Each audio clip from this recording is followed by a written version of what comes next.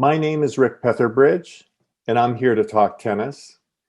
And today we're going to focus on the French Open, and in particular, the men's side of the draw. So, one interesting fact about the French Open is for the last 17 years, it's been the easiest Grand Slam to predict. And there's a simple reason for that. And that is Rafael Nadal has won 13 out of 17 of the last French Opens. And if you do the math, that means that he's won 76% of the time out of the last 17 years. So if you were a betting man and you just bet Nadal for the last 17 years, you've done really well. But what makes this French Open different and makes it really interesting is for the first time, Rafael Nadal is not the favorite.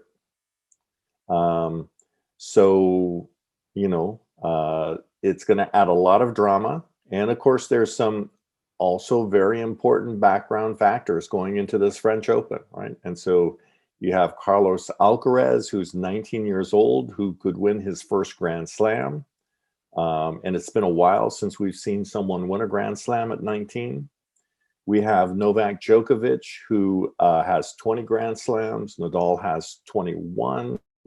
So if he wants to tie Nadal for the career record, he has a lot of incentive and a lot of pressure to win. So there's a lot at stake at this French Open. And it's going to be particularly entertaining. All right. So let's now start with what I call the favorites. And that's where I pick three players that, in my opinion, are the clear favorites to win the French Open. And I believe that one of these three players will win it. And today I'm going to go out a little bit on a limb because I'm picking Carlos Alcaraz as my first favorite. And the reason I'm going out on a limb is he's 19 years old and he's never won a Grand Slam before. But if you look at all the other facts, if you look at all the other evidence, I think you have to say that he's the favorite. So let's take a look. He's ranked number 6 in the world. He has the best results so far this year in 2022. He is 28-3. Great start to the year. He has won 4 tournaments already this year, and he's won 2 Masters. Very impressive for a 19-year-old. So he won Miami, which is a Masters event, and then he won Madrid, which is a Masters event. He also won Barcelona, which is another event on clay, and he won in Rio. So he has been, he's had a great year result-wise, and he is really hot, right? So he has won his last 2 tournaments. So that would have been Madrid and Barcelona. That means he comes into the French with a 10-match win streak. And I think probably the most important thing that I'm looking at is that in Madrid, he beat Nadal in the quarters and he beat Djokovic in the semis.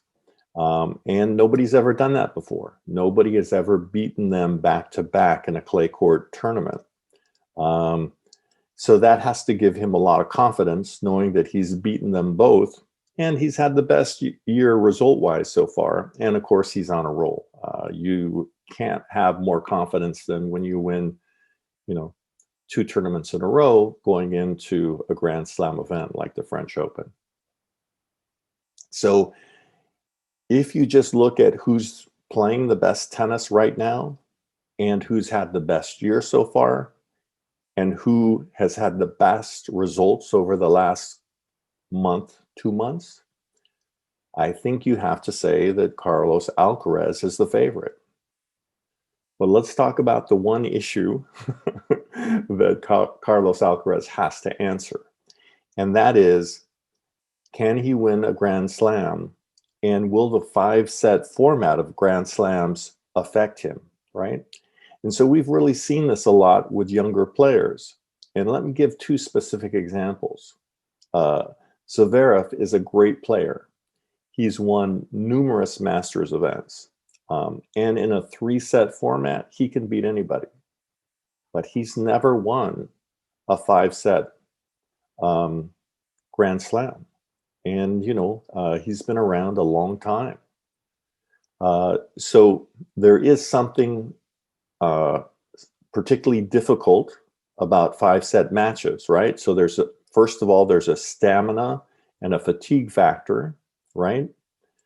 Can you beat the best players in the world over 5 sets? Are you fitter than everybody else? Can you outlast a Djokovic? Can you outlast a Nadal? And there's a mental aspect to this too, right? That,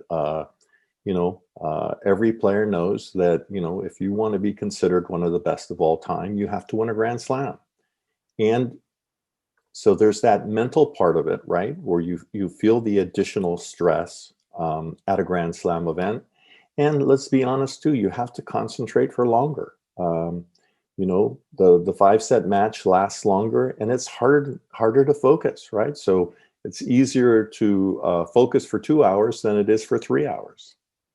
So the issue is for Alcaraz, right? Is he going to have difficulty in this 5-set format?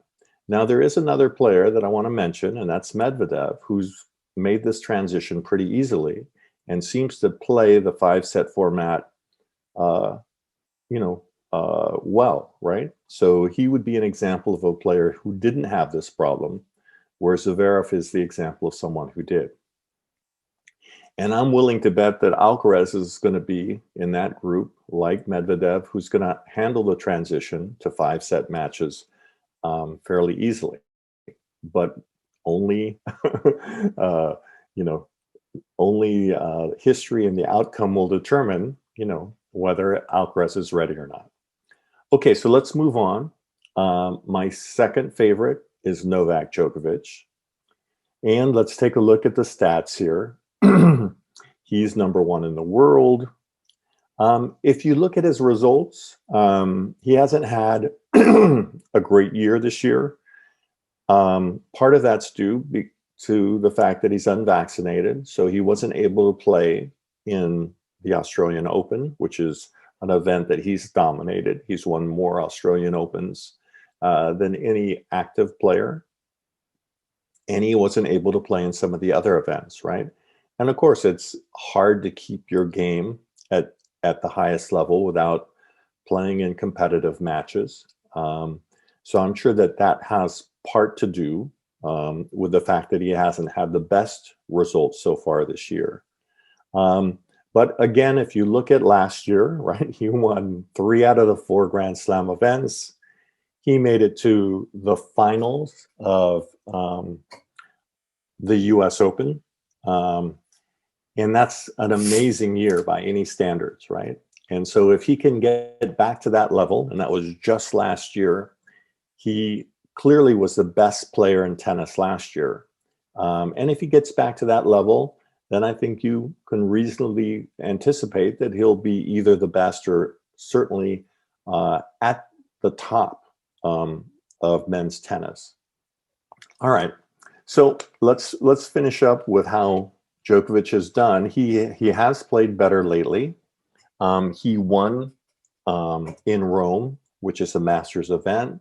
It's the last big tournament leading up to the French. So that has to give him some confidence. And it looks like, if you look at his results, that he's been improving steadily, right? Each tournament from Monte Carlo on forward, he's played better. He's had better results until he won in Rome. So those are the reasons why I'm picking Djokovic as my second favorite. There's also one other sort of interesting intangible with Djokovic, and that is he knows Nadal has 21 slams. He's got 20. If he lets Nadal win the French, now Nadal has 2 slams ahead of him. And given his unvaccinated status and that he may not be able to play all the Grand Slam events, that puts him in a really difficult position. He would need to win 3 Grand Slams to get ahead of Nadal. I think he realizes that, and I think he very much wants to end his career as the best player of all time, the GOAT. And he knows that it's really important for him to win the French, and also to make sure that Nadal doesn't win the French, so that he would then be tied with Nadal, and he would have the rest of the year to sort of take the lead. And I think that is a really important motivating factor for Djokovic. And I think we'll see him play his best tennis here because of the importance to him in terms of his career. Okay, so let's go on and move on to my third favorite, which is, of course, Rafael Nadal. Who else, right? He's won 13 out of 17 of these French Opens. He has dominated Roland Garros like no other male player ever has. He's dominated the clay court surface like no other male tennis player has. And normally, right, he would just be the favorite. It would be an easy pick. But this is not a normal year for Nadal, right? He's had injuries, and he's clearly not playing his best tennis. He played 2 clay court warm-ups, and he lost in both. So he lost in Madrid, and he lost in Rome. And I think that that's clear evidence that his injuries are still bothering him. He's not playing his best tennis. And this year at the French, I don't think he can win unless he plays his best tennis, right? I don't think he can beat Alcaraz, and I don't think he can beat Djokovic unless he plays his absolute best clay court tennis.